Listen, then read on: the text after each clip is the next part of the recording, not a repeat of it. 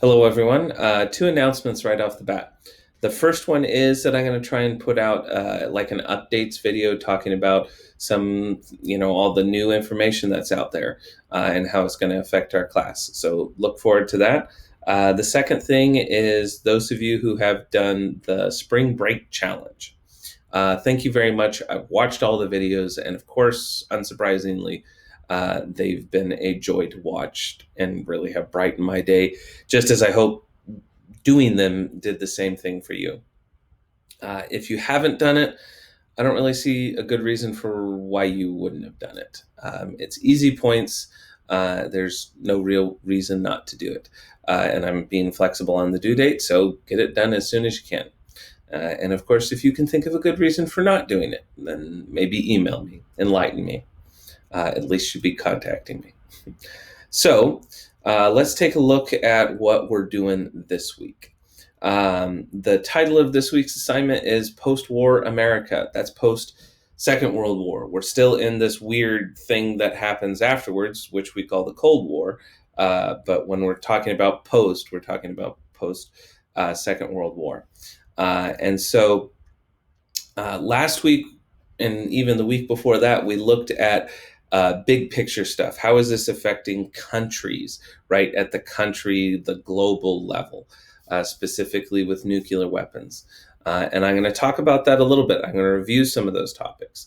But this week, we are going to look at the United States and look at individuals more specifically.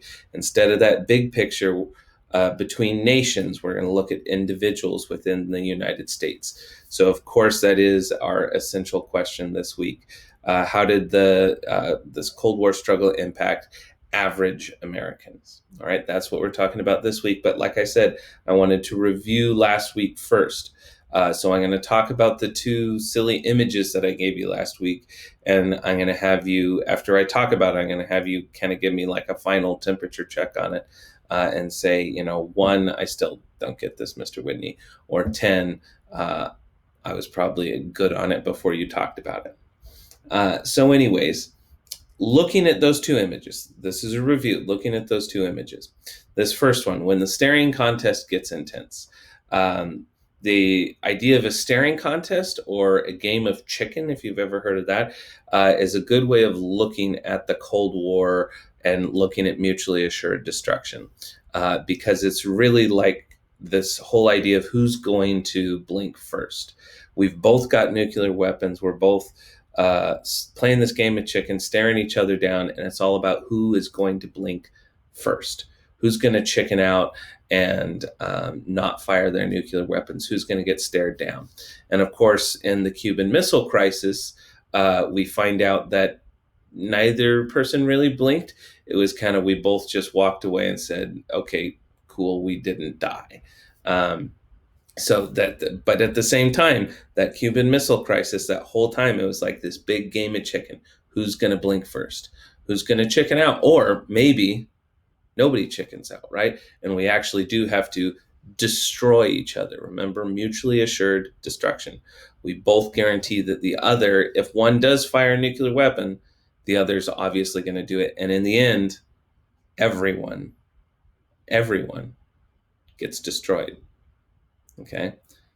So that's the whole review that we're talking about there. All right?